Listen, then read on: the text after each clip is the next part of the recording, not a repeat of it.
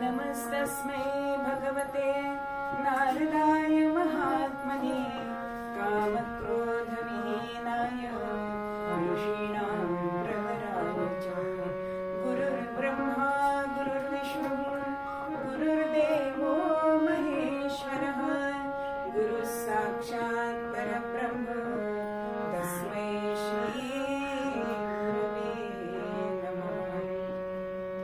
मनोजवन्मारुततुल्यवेगं जितेन्द्रियं बुद्धिमतां वरिष्ठं वातात्मजं वानरयूथं मुख्यं श्रीरामदूतं शरणं प्रपद्ये। सर्वमङ्गलमाङ्गल्ये शिवे सर्वार्थसाधिके शरण्ये त्र्यम्बके गौरी नारायणी नमोस्तुते। भगवान् गोपाल कृष्ण महाराज की जय। सीताकांत स्मरण जय जय राम महारुद्र हनुमान की जय। श्री अनंत कोटि ब्रह्मांड नायक राजाधिराज सच्चिदानंद सद्गुरु श्री ब्रह्म चैतन्य महाराज की जय। श्री ब्रह्मानंद महाराज की जय। जय जय रघुवीर समर्थ मंगलमूर्ति मोरया। नीरे गमधनि सा नीर पमगरे नीरे सा। जय जय राम कृष्ण हरि जय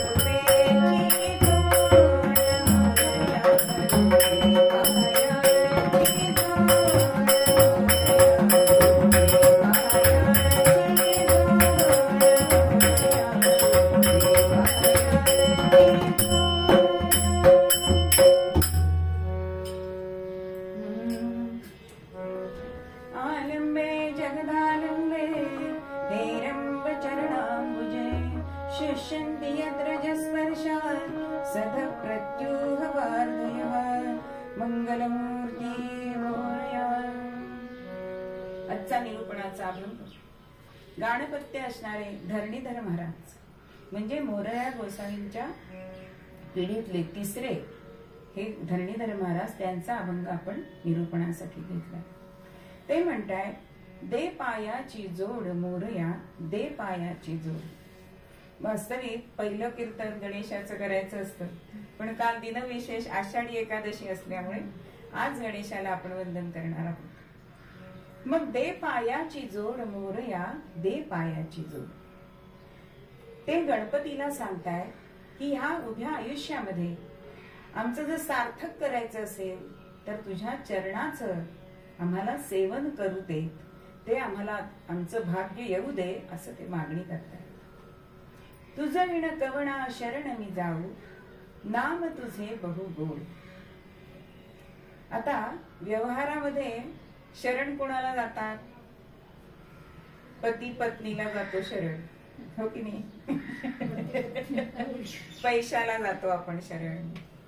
पण संत आपल्याला सांगतात की शरण कोणाला जावं? तर जो बुद्धिवंत आहे, जो यशवंत आहे, जो कीर्तिवंत आहे, त्याला आपण शरण जावं. मग असा कोण आहे? तर आमचे तुकोबा त्याचं वर्णन करतात.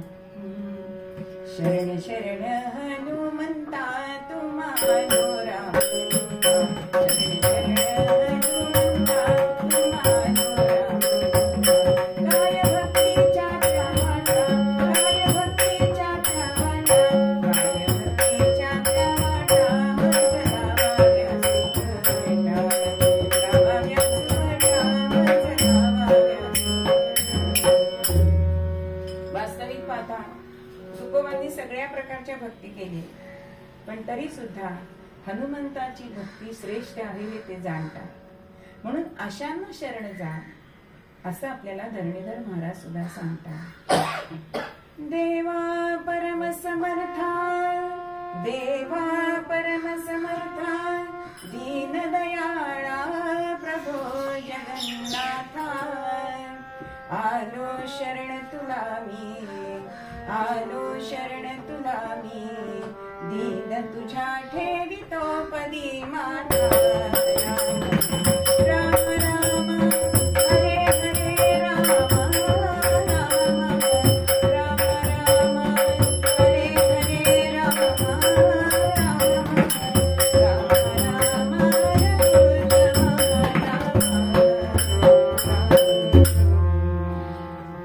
म्हणून देवाला शरण जा, असं धरणीधर महाराज सुद्धा सांगताय. मग ह्या भगवंताला शरण नाही गेलं तर काय होतं? कारण गणेशाचं वर्णन, गणेशाचे पाय ते धरायला सांगताय. मग ह्या गणेशाला जेव्हा त्रिपुरासुराचा वध करायचा होता, तेव्हा शंकर भगवान गणेशाला शरण गेले नाहीत बरं, आणि मग यश प्राप्ती झाली नाही. मग नारदांना ते विचारतायत की मला यश का नाही मिळालं त्रिपुरासुराला मारताना, त्याचा वध करताना? तेव्हा ते म्हणताय की तुम्ही गणेशाला गेलात का शरण? कारण त्या जन्मामध्ये जरी तो त्यांचा मुलगा असला तरी गणेश हे तत्व आहे, आणि त्या तत्वाला आपण शरण जायचंय. तर उमाशंकरांचा मुलगा हा गणेश आहे, पण गणेश तत्व हे पहिलं सांगितलेलं आहे, आणि म्हणून त्याला ओंकार असं म्हटलेलं आहे. मग ह्या गणेशाला तुम्ही शरण गेलात तर तुम्हाला यश प्राप्ती होईल, असं नारद सांगताय. आणि मग शंकर हे गणेशाला शरण जात आहेत आणि त्याचं स्तवन करतायत. जय गणेश गणनाथ दत्ता, जय गणेश गणनाथ दयाली, जय गणेश गणनाथ दयाली, सकल विघ्न कर दूर हमारे, सकल विघ्न कर दूर हमारे, जय गणेश गणनाथ दयाली, गणेश जय लंबोदर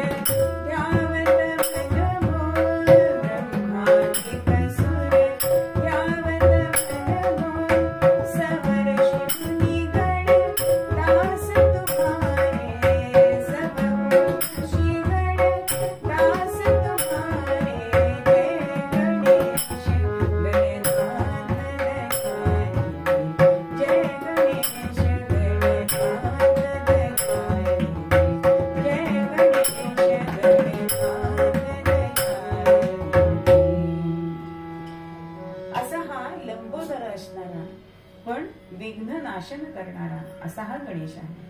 आणि ह्या गणेशाला शरण गेल्यानंतर त्रिपुरासुराचा वधामध्ये भगवान शंकरांना यश प्राप्ती झालेली आहे.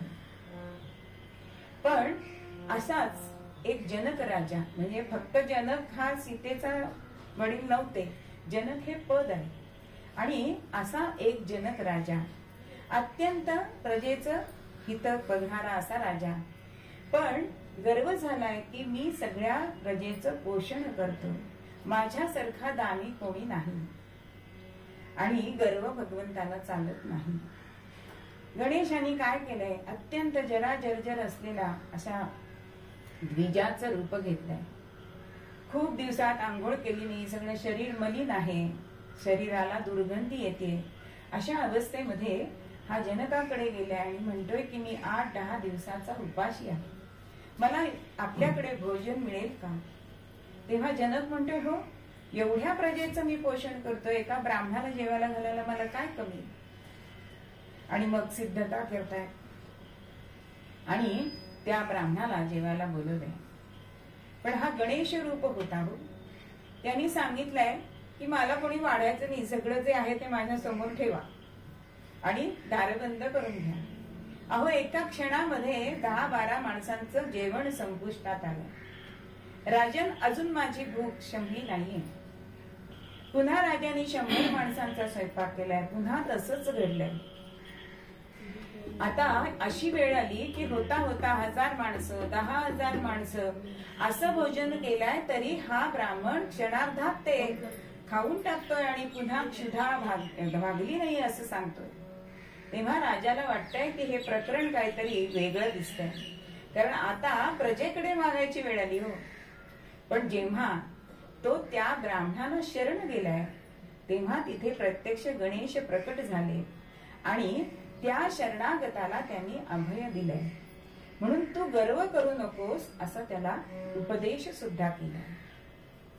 असा हा गणेश, हा चराचरामध्ये हे गणेश तत्व भरलेलं आहे. मग हे गणेश तत्व कसं भरलेलं आहे? एका पदामध्ये कवी म्हणतायत, चराचराला तुवा व्यापिले, चराचराला तुवा व्यापिले, दुरित लोकले दर्शन मागे, दुरित लोकले गजानन रूप आपुले, अष्टविनायक रूप आपुले, मंगलकरी संसारा, मंगलकरी संसारा, जय जय हे ओंकार, जय जय हे ओंकार, जय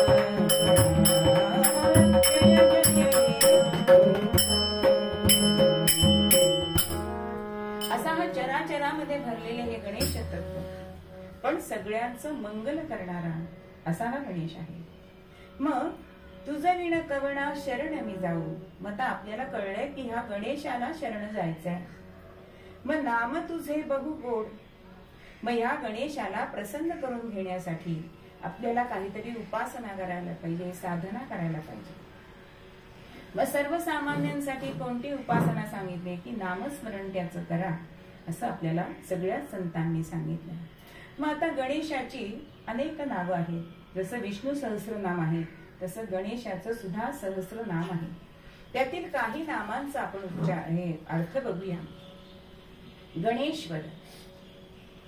गणेश्वर म्हणजे काय की ज्याची पंचमहाभूतांवरती सत्ता चालते अशा त्याला गणेश्वर असं म्हटलं जातं. नंतर त्याला हेरंब असं सुद्धा नाव आहे.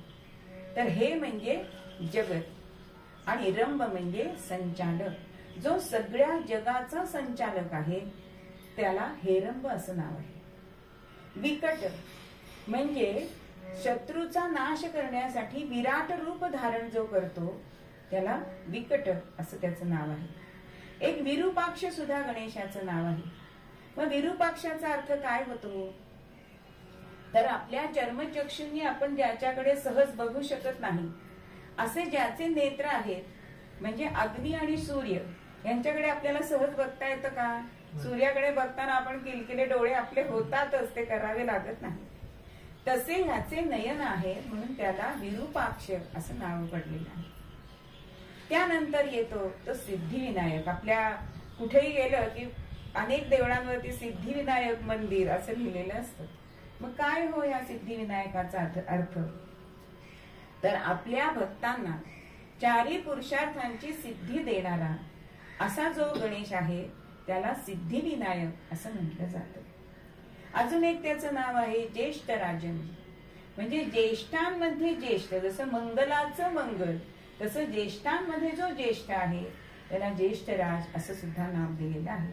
म्हणून अशा गणेशाला तुम्ही शरण जा, त्याच्या पायांची जोड करा असं पहिल्या चरणामध्ये आपल्याला धरणीधर महाराज सांगतात. पुढच्या चरणामध्ये आपल्याला ते काय सांगतात? नाना दुःखे भोगुनी सारी सोडीना वासना दोड. आता संसारामध्ये किती दुःख येतो मी वेगळं सांगायला नको. जरा दुःखम जन्म दुःखम जरा दुःखम नित्य दुःखम पुनः पुनः संसार सागरे दुःखम तस्मात् जागृही जागृही मंगलमूर्ती मोरया. जन्माचं दुःख आहे की नाही? किती जीवाला यातना होत असतात, किती आई आणि ते पोरच जाणे. जरा दुःख, म्हातारपणाचं दुःख सुद्धा वेगळं आहे. आत्ताच मला कळलं जिने चढून येताना. पाय बोलतात, कमरा दुखतात, गुडघे दुखतात. अहो हे जरा दुःखच आहे. आणि नित्य दुःखम पुन्हा पुन्हा, म्हणजे काही दुःख अशी सांगितलेली आहे की आई गेल्यानंतर 6 महिने दुःख होतं. हे प्रत्येक वृत्तीवर अवलंबून आहे बरं. हे सुभाषित आहे, त्यातला मी अर्थ सांगते. प्रत्येकाचा दृष्टिकोन आपापल्या दैवतांसाठी वेगळा असतो. त्यानंतर वडिलांचं दुःख किती असतं? सामान्यतः 3 दिवस दुःख असतं.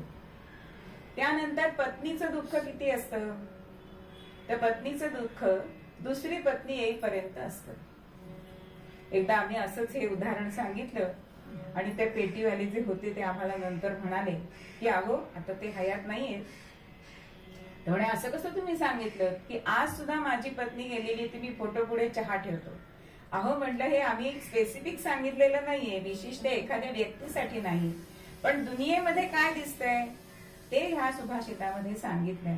आणि शुद्धा दुःखम पुनः पुनः, अन्नाचं दुःख भुकेचं दुःख हे कायमच आहे.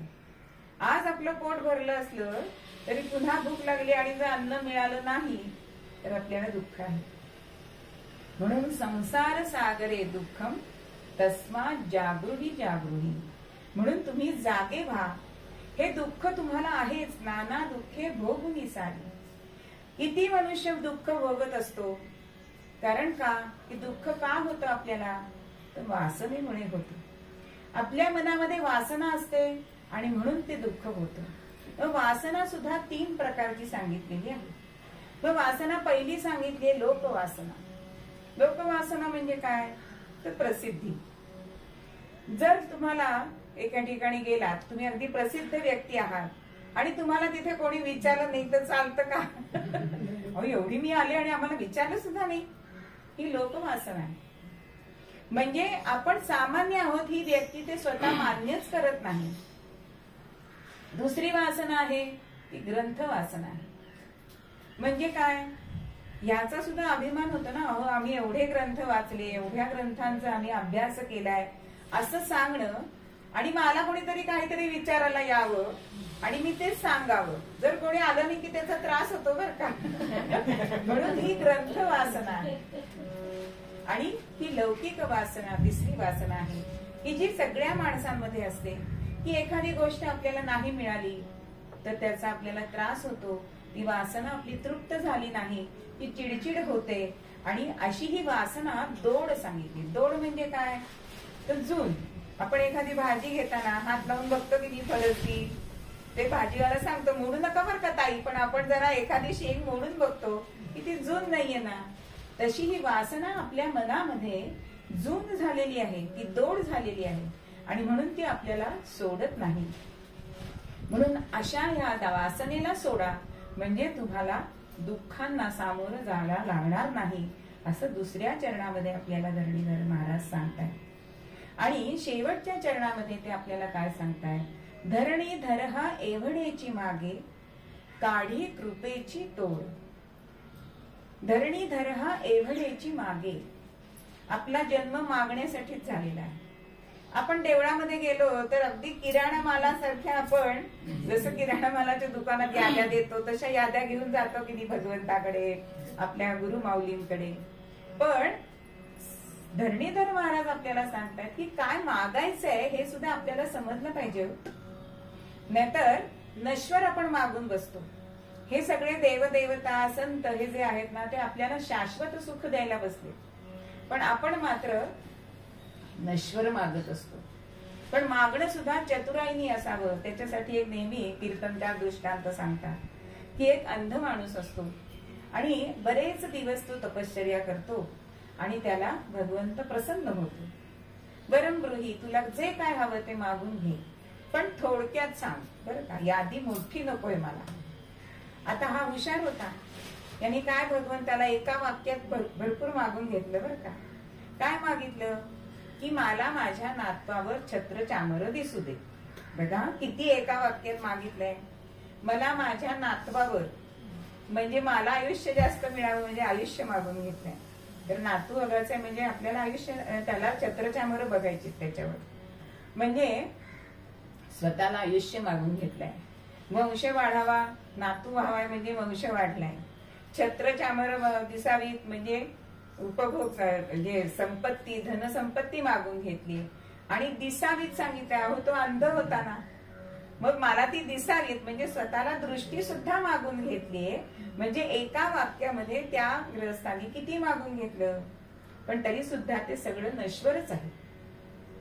पण धरणीधर काय म्हणताय की भगवंताकडे काय मागाल तर तुझ्या कृपेची जोड दे, तुझी कृपा आमच्यावर राहू दे, असं आपल्याला धरणीधर महाराज सांगताय. कारण हा गणेश जो आहे ना, तो गणेश हा बुद्धिदाता आहे.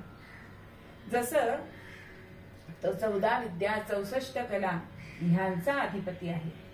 मग आजकाल आपल्याकडे एक मॉल म्हणून एक दुकान निघालंय बघा. त्या मॉल मध्ये गेलं की सगळं मिळतं, अगदी चपलांपासून किराणा माल मिळतोय, कपडे मिळतात, सगळं मिळतं. पूर्वीच्या काळी किराणा मालाच्या दुकानातच आपल्याला किराणा सामान मिळत असे, शिंप्याकडे जाऊन ते कपडे शिवून घ्यायला लागत असत. मग जसा हा मॉल मध्ये सगळं मिळतं की नाही, तसं ह्या गणेशाकडे सुद्धा आपल्याला सगळं मिळतं बरं का.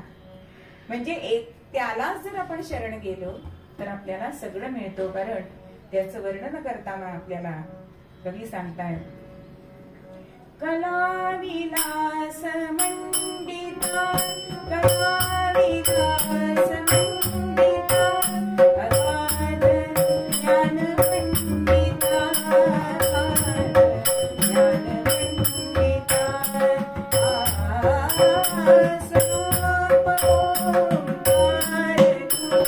जगास केसी बना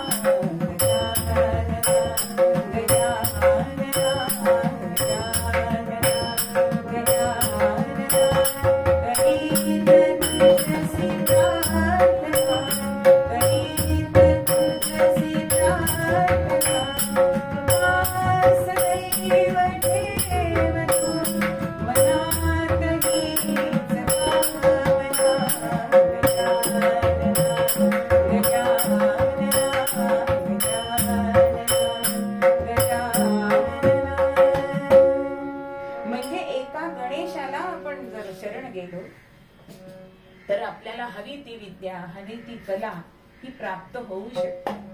म्हणून असा हा कलांचा समुच्चय असणारा. आणि गणेशाचं अजून एक वैशिष्ट्य म्हणजे हा स्वतः कुठे कोणाकडे शिकायला गेलेला नाहीये बरं का. अशी ही एकच देवता आहे की ती स्वयंभू आहे.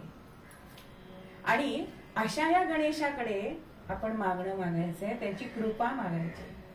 मग दया आपल्याला हवी आहे का, तर कृपा हवी आहे. कारण दया आणि कृपा याच्यामध्ये सुद्धा फरक आहे. मग दया काय, भगवंत सगळ्यांवरच करत असतो. जो जो जीव त्याने जन्माला घातलाय त्या त्या जीवावर तो दया करतच असतो. म्हणून आपल्याला नेहमीचा श्लोक माहितीये डोळ्यांनी बघतो ध्वनी परिसतो, कानी पदी चालतो, जिव्हेने रस चाखितो, मधुरही वाचे आम्ही बोलतो, हाताने बहुसार काम करीतो, विश्रांतीही घ्यावया, घेतो झोप सुखे फिरून उठतो, ही ईश्वराची दया। भगवान गोपाल कृष्ण महाराज की जय। बघा, आपण सगळं दिवसभर उठल्यापासून सगळे नित्य कर्म करत असतो, दोन्ही हातांनी काम करत असतो, कानांनी ऐकत असतो, पायाने चालत असतो, आणि रात्र झाली की बिछाण्यावर झोपतो किंवा धरणीवर झोपतो। पण त्या झोपेतून पुन्हा जाग करण्याचं सामर्थ्य, ती दया कोणामध्ये आहे? त्या भगवंतामध्ये आहे। नाहीतर आपण काय म्हणतो, अहो गेले, काल रात्री मी त्यांच्याशी फोनवर बोललो आणि आज नाही। म्हणजे झोपेतून जाग करण्याची दया हा भगवंत सगळ्यांवरच करत असतो। पण कृपा आपल्याला हवी आहे, कारण दया आणि कृपामध्ये हाच फरक आहे की भगवंत कृपा सगळ्या भूतमात्रांवर करत असतो, पण कृपा मात्र सगळ्यांवर करत नाही। ती कष्टसाध्य आहे, ती मिळवावी लागते, आणि ही कृपा एकाच जन्मात मिळेल का असं पण नाही, ती अतिशय कष्टसाध्य आहे। पण एकदा जर का ती कृपा आपल्याला मिळाली तर मात्र ती पिढ्यानपिढ्या चालू असते। म्हणून मोरया गोसावींनी जे गणेशाचं पूजन केलं, उपासना केली, त्यांची जी गणेशाची त्यांच्यावर कृपा आहे ती 7 पिढ्या राहिली की नाही, अजून सुद्धा आहे देववाड्यामध्ये कृपा आहे ती। किंवा महाराजांची कृपा, आपण म्हणतो सद्गुरूंची कृपा आमच्यावर आहे, आमच्या घराण्यावर त्यांची कृपा आहे। मी नेहमी एक उदाहरण सांगत असते की ज्या वेळा मी नाथांच्या पैठणला वाड्यामध्ये कीर्तनाला गेले, आणि कीर्तन झाल्यानंतर जसं आम्हाला बुवांना चहा पाण्याला बोलवतात, तर त्यांचा जो त्यावेळेचा 14व्या पिढी चालू आहे आता त्यांची, तर त्या पिढीतल्या त्या मुलांनी मला बोलवलं आणि म्हणे, काकू चहा पाण्याला या, जरा आपण बोलूया, कारण मी पण कीर्तन भजन त्यांची भारुड वगैरे सगळं करतो। आणि मग गप्पा मारताना, आमच्यावर अजून नाथांची कृपा कशी आहे सांगू का तुम्हाला? म्हणलं सांग ना, काय कृपा आहे अजून तुम्हाला? म्हणजे त्याचा अनुभव यावा लागतो ना कृपेचा, तो दुसऱ्यांना कळत नाही, तो आपल्याला कळतो।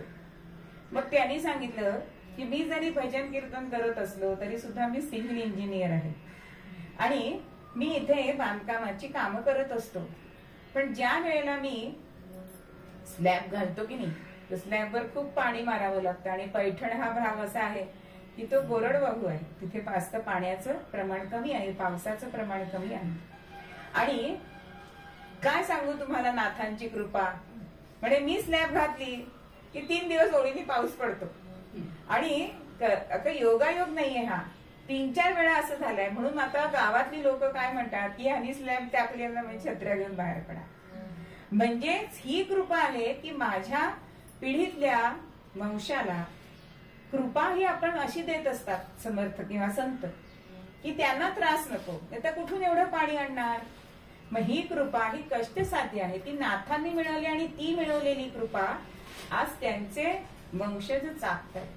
म्हणून धरणीधर महाराज हेच म्हणतायत की काढी कृपेची तोड, कारण तुझे हे चरण कसे आहेत गजानना, की जसा एखाद्या कमळामध्ये भुंगा हा मकरंद घेण्यासाठी तिथेच गुंजन करत राहतो, तसे तुझे चरण कमल जे आहेत तिथे ऋषी मुनींचं मन हे भुंग्याप्रमाणे फिरतंय। आणि जसं शरद ऋतूतलं पाणी हे कुठल्याही त्यावेळेला सगळी तिथली जी पाणी असतं, कुठलंही पाणी शरद ऋतूतलं हे निर्मळ स्वच्छ असतं, त्याप्रमाणे आमचं मन असं राहू दे, आणि तुझ्या चरण कमलांमध्ये आमचा मनाचा भुंगा हा सतत त्याचं सेवन करू दे, कारण ह्या सगळ्या जगाचा आधार केवळ तूच आहेस, आणि म्हणून तुझ्या चरणांची जोड आम्हाला दे, असं मूळ पद्यामध्ये आपल्याला धरणीधर महाराज सांगतात।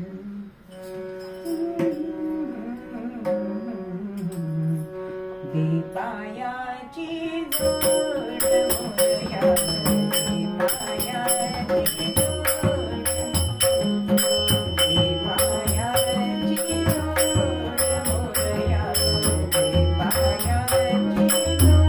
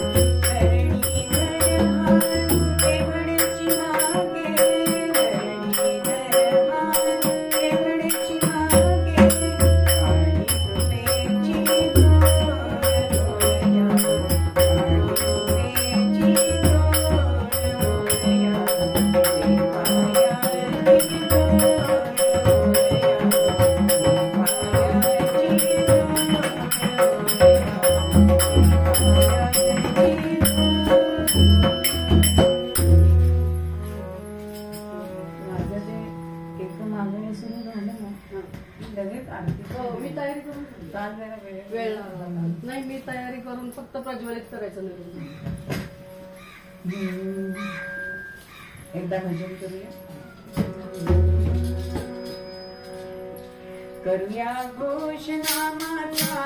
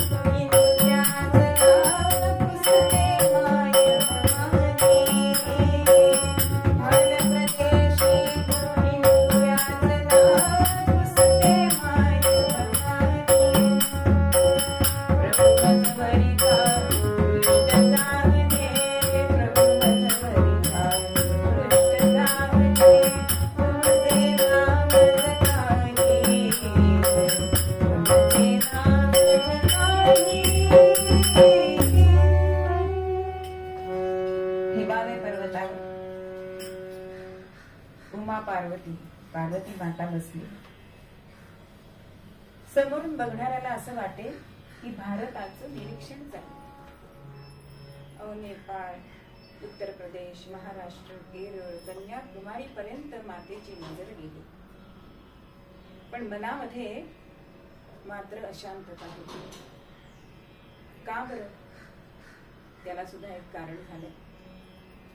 आणि इतक्यामध्ये तिच्या महालामध्ये चंद्र आला आणि त्या चंद्राला ती विचारते की माझ्यावर प्रभू रुष्ट झालेत का? मला तर काही कारण समजत नाहीये, पण आजकाल ते माझ्याशी बोलत नाही, मला वेळ देत नाही, आमच्यामध्ये संभाषण नाही.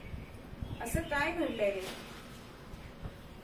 कारण तू त्यांच्या मस्तकावर जटाभारावरती असतोस, तुला जास्त माहिती असेल म्हणून मी तुला विचारते.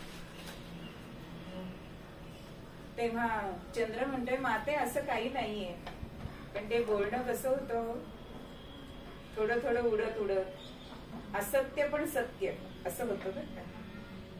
आणि शेवटी ती म्हणते की नाही नाही, तुला हे सांगायलाच पाहिजे. तेव्हा तो म्हणतो, मी कसं सांगणार? देवशापी मज मज भीती नाही, देव श्रेष्ठ मज पहिल मलाही. मस्तकावरी जटेत पहावे, सत्य हे कथित मी नवलाहे. माते माझ्याच तोंडून तुला कशाला ऐकायचंय? तू जटाभाराकडे बघ, म्हणजे तुला समजेल ना. तेव्हा ती म्हणते नाही नाही, मला तुझ्याच कडून ते ऐकायचंय. पण मी जर सांगितलं तर देव माझ्यावर कोपतील, शंकर भगवान माझ्यावर कोपतील आणि माझं काय होईल माते. त्याच्यापेक्षा तूच काय ते सत्य जाणून घे. तेव्हा ती म्हणते अरे कसं सांगू तुला. संभाषण ते नाही, संभाषण ते नाही, भक्ती विषय मी कसे बघणार. घोर जीवाला लागे, घोर जीवाला लागे, अभय तुला मम खचित मिळणार.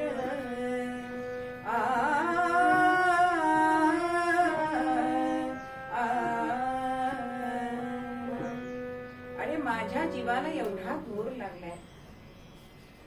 बरं हल्ली अजिबात ते मला भेटत नाही. पण तुला मी कसं सांगू. मी तुला अभय देते, पण खरं काय सत्य आहे ते तू मला सांग. असं म्हटल्यानंतर चंद्र म्हणतो माते, गंगा माता एक शब्दामध्ये सांगतोय बरं. आणि त्या महालातून निघून गेला. आता पार्वती मातेला जे मनात खतखतत होतं ना, तेच तिच्या डोळ्यातून यायला लागलाय बरं, बाहेर यायला लागलाय. कारण काना मागून आली, तिखट झाली, डोक्यावर बसलीये. अहो असं सवती मत्सर जागृत झालाय. आता काय करावं. ह्या विवंचेमध्ये असतानाच बाल गणेश तिथे आले. कसे आले.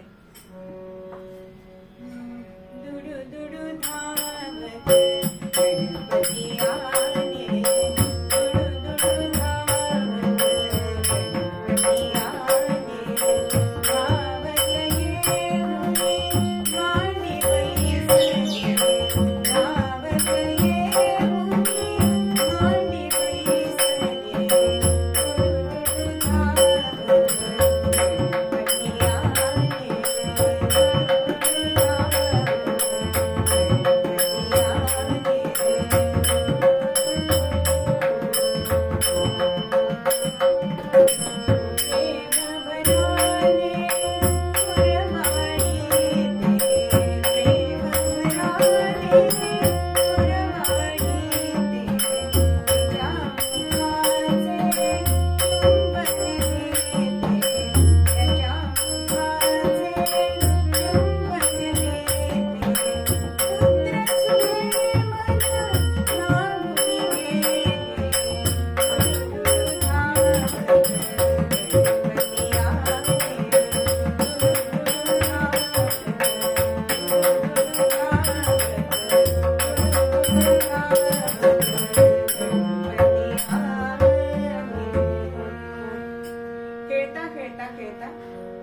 मुलांना बघा आईची अचानक आठवण येते आणि पटकन आईच्या जवळ येतात. त्याप्रमाणे हा बाल गणेश आलाय. आणि बाल गणेश हा खरा मातृभक्त आहे. अनेक किस्से आपल्याला माहिती आहेत की ज्या वेळेला पृथ्वी प्रदक्षिणा घालायची होती आणि मोरावर बसून षडाडम निघालाय. पार्वती माता म्हणते तुला नाही का रे पृथ्वी प्रदक्षिणा करायचे. करणार आहे ना, मग अजून तू इथेच. मग शंकर भगवान आणि पार्वतीला मधोमध बसवले आणि त्यांना 3 प्रदक्षिणा घातले आणि 3 पृथ्वी प्रदक्षिणेचं पुण्य मिळालंय आणि रिद्धी सिद्धी बरोबर त्याचा विवाह झाला. ही मातृपितृभक्ती आहे गणेशाची. म्हणून गणेश हा अत्यंत मातृभक्त आहे. आणि अशीच या बाल गणेशाला आईची आठवण झाली आणि पटकन खेळता खेळता आईच्या मांडीवर येऊन बसला.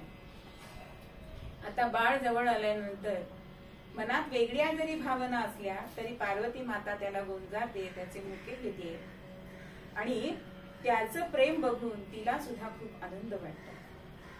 पण असं जरी करत होती ना तरी डोळ्यातले अश्रू गालावर आले आणि ते गणेशाच्या हातावर पडले. तेव्हा गणेश मान वर करून आईकडे बघतो. आई तुला काही दुःख आहे का ग. नयनात अश्रुदाटती, नयनात अश्रुदाटती, म्लान मुखविती तुझे आई. सांग मला हे दुःख काय होई, सांग मला हे दुःख काय होई.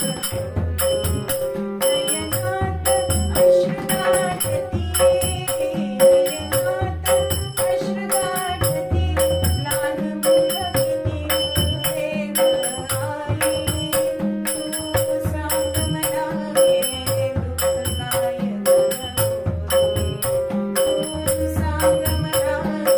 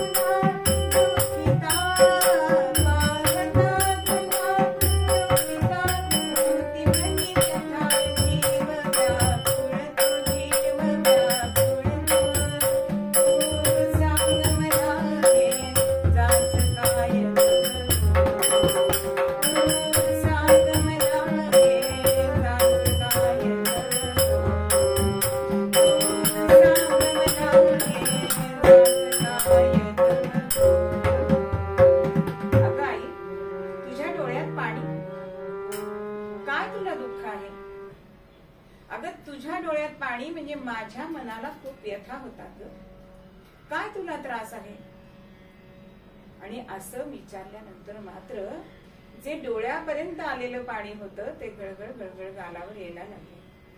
बघा आपल्याला सुद्धा जेव्हा दुःख होतं तेव्हा आपल्या जवळच्या व्यक्तीने जर विचारलं काय होतंय तुला, असं म्हणता क्षणी बांध फुटतात की नाही, तसं पार्वती मातेचं झालं. पण आता ह्या बाल गणेशाला आपली व्यथा सांगायची कशी, त्याला कसं करणार चौथी मत्सर.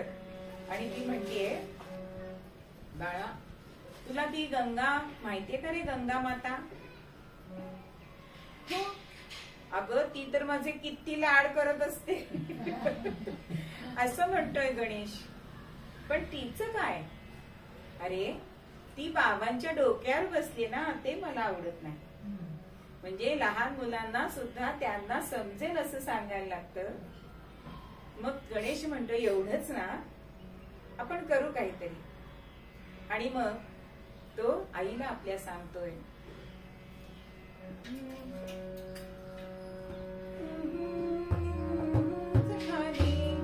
नको करीव तू उगाच खंती, तातांच सांगून आणेन खाली, नाही तरी अन्य खेळेन जागी. अगं एवढंच आहे ना, मी त्या मातेला सुद्धा सांगू शकतो, पण तू मनामध्ये खंत करू नकोस.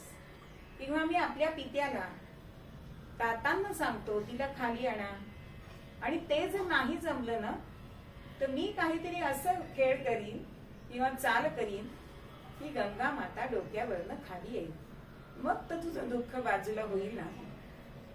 आणि मग आईला वचन दिलंय, आणि मातृभक्त असलेला हा गणेश थांबला नाही, लगेच कामाला लागले. आणि मग पार्वतीची एक जया नावाची दासी त्यांनी बरोबर घेतली आणि ब्रह्मगिरीकडे निघाला. ब्रह्मगिरीवरती कोण राहत होते तर गौतम मुनी राहत होते. आणि गौतम मुनींचा तिथे मोठा आश्रम होता. आणि गौतम मुनी हे इतकी कृषी प्रधान होते की आज आपण असं म्हणतो की खूप आपलं शेतीशास्त्र वाढलेलं आहे, पण सकाळी पेरलेलं धान्य संध्याकाळी गाड्यामध्ये भरून घरी येत असे, अशी त्यांची शेतीमध्ये त्यांना ज्ञान होतं. आणि ह्या गौतम मुनींकडे आपल्याला काही ना काहीतरी मिळेल अशा म्हणून, कारण तिथे दुष्काळ पडलेला असतो आजूबाजूच्या प्रदेशावर. आणि मग गौतम मुनींकडे जर आपण आलो तर आपल्याला अन्नधान्य मिळेल म्हणून लोकांचे लोंढेच्या लोंढे ह्या ब्रह्मगिरीवरती येत होते. आणि ह्या ब्रह्मगिरीवरती त्यांचं शेत मोठं वाऱ्यावर डुलत होतं आणि तिथेच एका दगडावरती ते बसलेले होते आणि ध्यान धारणा बसले. आणि ही जया दासी जी होती तिने गायीचं रूप घेतलं आणि ह्या गौतम मुनींच्या शेतामध्ये ती शिरली. आता गवत खाल्लं, धान्य खाल्लं तर हरकत नाही, पण ती त्याचं नासधूस करायला लागली. बरं, जपाला बसल्यामुळे त्यांना उठता सुद्धा येत नव्हतं, म्हणून त्यांनी काय केलं, जवळचं दर्भ घेतलं आणि ते अभिमंत्रित केलं. ओम नमः शिवाय असं म्हणून ते जे फेकलं ते गायीच्या दिशेने फेकले आणि तिला ते वर्मस्थानी लागलंय आणि गोहत्येचं पाप घडलंय. गाय तिथल्या तिथे मरून पडलीये. आता काय करावं, गोहत्येसारखं पातक नाही. गौतम मुनींना मोठा पेच पडलाय की आता करायचं काय. आणि इतक्यामध्ये आमचे गणेश पंडिताचं रूप घेऊन तिथे प्रकट झाले आणि ते म्हणतायत की अहो बघताय काय, तुमच्या हातून केवढं पाप झालंय. अहो श्रेष्ठच जर असे पाप करायला लागले तर सामान्य त्यांच्याच मार्गावरनं जाणार ना. त्यामुळे तुम्हाला काहीतरी पाप नाशनासाठी उपाय करायला पाहिजे. आता गौतम मुनी म्हणतात हो मला सुद्धा कळतंय, पण मी काय करू हे मला समजत नाही.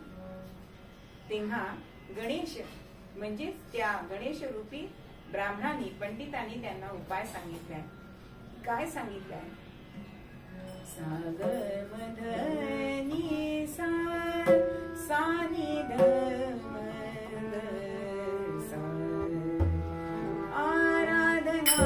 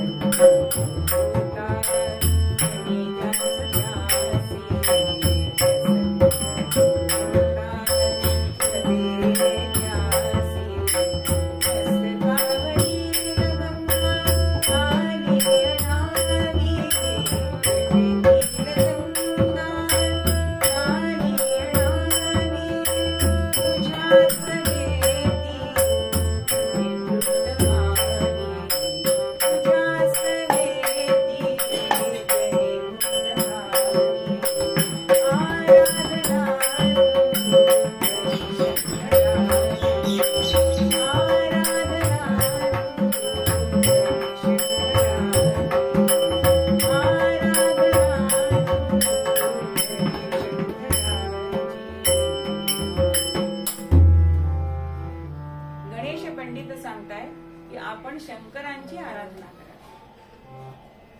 आणि शंकर तुम्हाला प्रसन्न झाले की काय मागायचं ते मी तुम्हाला सांगतो.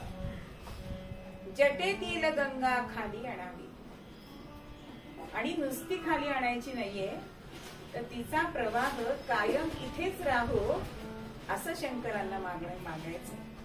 कारण तुम्ही जसं उद्धरून जाल तसं इतर जनांना सुद्धा तिच्या प्रवाहामध्ये मोक्ष मिळाला पाहिजे, तरुण गेले पाहिजे. असं गणेश पंडितांनी त्यांना उपाय सांगितलाय. आणि गौतम मुनी दृढतर मनाने तपश्चर्येला बसले. ओम नमः शिवाय, ओम नमः शिवाय, ओम नमः शिवाय, ओम नमः शिवाय, ओम नमः शिवाय. अहो तपश्चर्या म्हणजे कठीण असते, हलायचं नाही, इतरांशी बोलायचं नाही. दृढतर मनाने त्या दैवताची उपासना म्हणजे तपश्चर्या. आणि अशी ही दृढ निश्चयाने गौतम मुनींनी तपश्चर्या केली. आणि होता होता एक तप झालाय आणि शंकर भगवान प्रसन्न झाले. आशुतोष असणारे हे शंकर भगवान इथे प्रकट झाले आणि त्यांना म्हणताय की मुनीवर मी आपणावर प्रसन्न आहे, जे काही तुम्हाला हवंय ते मागून घ्या. आपण बघितलंय मागणं कसं मागावं, पूर्वरंगामध्ये बघितलंय. पण गौतम मुनींनी काय मागितलं, जे गणेश पंडितांनी सांगितलं होतं ते मागितलंय. मग ते काय मागणं मागतात की भगवंता आपण मला प्रसन्न झालात, माझं एवढंच मागणं आहे की आपल्या जटेमध्ये जी गंगा आहे तिच्यामध्ये मला अवधूत असं स्नान घडावं. आणि तिचा प्रवाह ह्या भूमी तलावर सतत वाहू दे. इथली भूमी सुजलाम सुफलाम होऊ दे. एवढंच माझं मागणं आहे. शंकर म्हणतात तथास्तु. आणि जटेतल्या गंगेला खाली यायला सांगताय. पण आपली खुर्ची कोणी सोडायला तयार नसतो. जटेतून काही गंगा खाली यायला तयार नाही. आणि मग क्रोधित झालेले शंकर भगवान एक जट आपल्या मस्तकातून उपटतात आणि ती ब्रह्मगिरीवर आपटतात आणि तिथे प्रत्यक्ष गंगा प्रकट होते. आणि आणि आणि ब्रह्मगिरीवर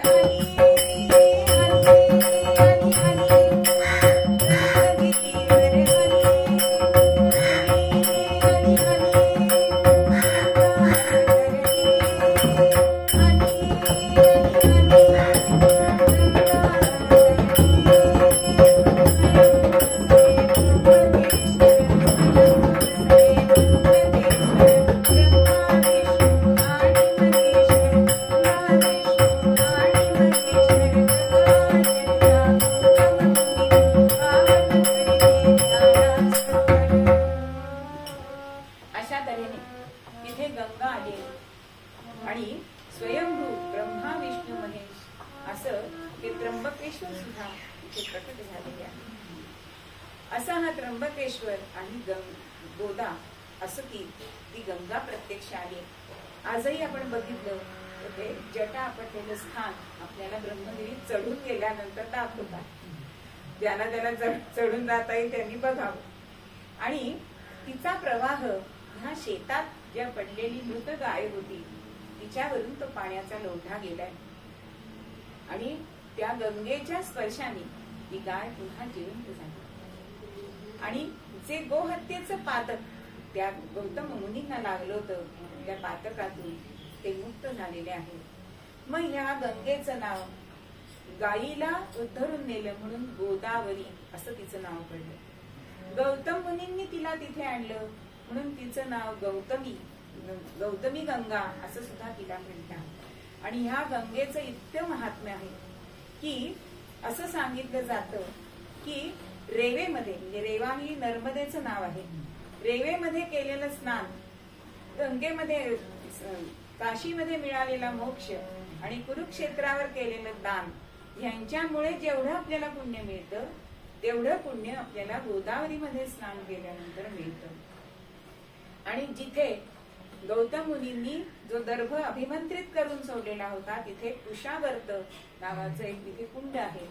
ते कुशावर्त तिथे निर्माण झालं आणि आजही आपल्याला तिथे बघता येतं. म्हणून हिला दक्षिण गंगा असं सुद्धा म्हणतात. कारण ती प्रत्यक्ष गंगाच आहे पण ती गौतम मुनींमुळे तिथे निर्माण झालेली आहे, प्रकट झालेली आहे. मग अशी ही गंगा जी आहे गौतमी गंगा हिच्या काठावर अनेक तीर्थक्षेत्र सुद्धा आहेत. अनेक संत होऊन गेलेले आहेत. ती पैठण क्षेत्र ह्या गोदा गंगेच्या काठावरती आहे. तिथे अमृतराय, एकनाथ महाराज, नंतर चक्रधर असे अनेक संत तिच्या काठी होऊन गेले. आमच्या माऊलींनी सुद्धा ज्या रेड्याच्या मुखे वेद वदवले ते सुद्धा ह्या गोदा गंगेच्याच काठी पैठणलाच ते त्यांनी वेद रेड्याच्या मुखातून वदवले. म्हणजे शमवित तापा निववित तापा, शमवित पापा निववित तापा अशी ही गोदा गंगा ही आहे.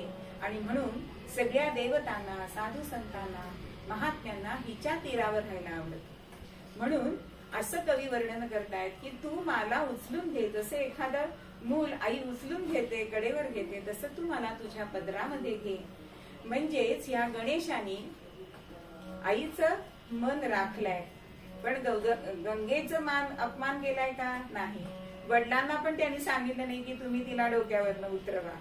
म्हणजे गणेश हा मातृभक्त आहे. पण जसं पूर्वरंगात आपण बघितलं की त्रिपुरासुराच्या वधासाठी त्याला शरण गेल्याशिवाय शंकर भगवानांना यश प्राप्ती झाली नाही, तसंच ह्या पार्वती मातेने गणेशाला सांगून म्हणजेच त्याचे चरण धरून आपलं जे मनातलं खदखदत होतं, दुःख होतं ते बाजूला केलं. असा हा विघ्नहर्ता गणेश आहे. आणि त्याच्याच चरणाची जोड आम्हाला जन्मभर देईल हेच मूळ त्यामध्ये आपल्याला गणेधर महाराज सांगतायत.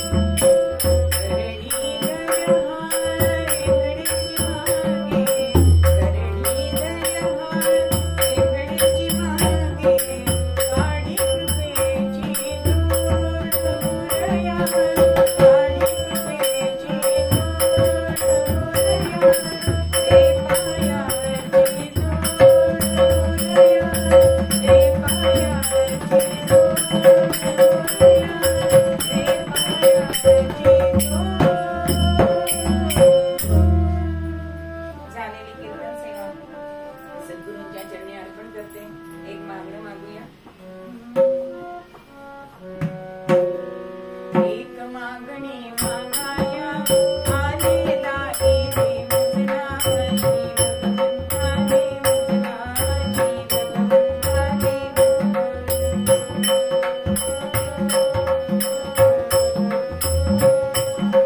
नाम तुझे हे स्मरण्याला, नाम तुझे हे स्मरण्याला, शांती दे नित्याला, शांती दे नित्याला. श्री भगवंता देवचना, श्री भगवंता देवचना.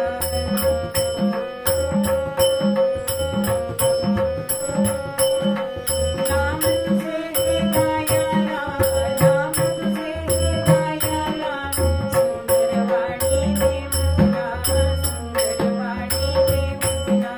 श्री भगवंता देवचना, श्री भगवंता देवचना.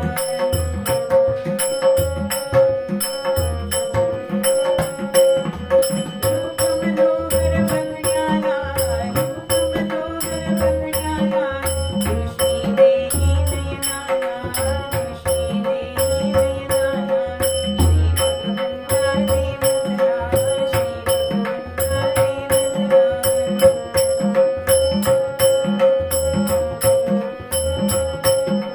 नाम तुझे हे ऐकाया, नाम तुझे हे ऐकाया, नाद देतो श्रवणाला, नाद देतो श्रवणाला. श्री भगवंता देवचना, श्री भगवंता देवचना.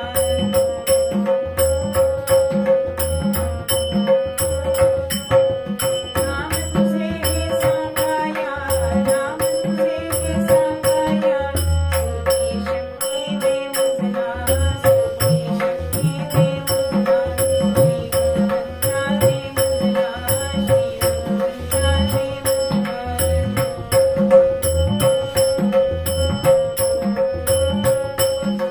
दीनहि दुबळा कोणी दिसता, दीनहि दुबळा कोणी दिसता, उद्धार करतो करण्याला, सद्गुरू देवचना, श्री भगवंता देवचना.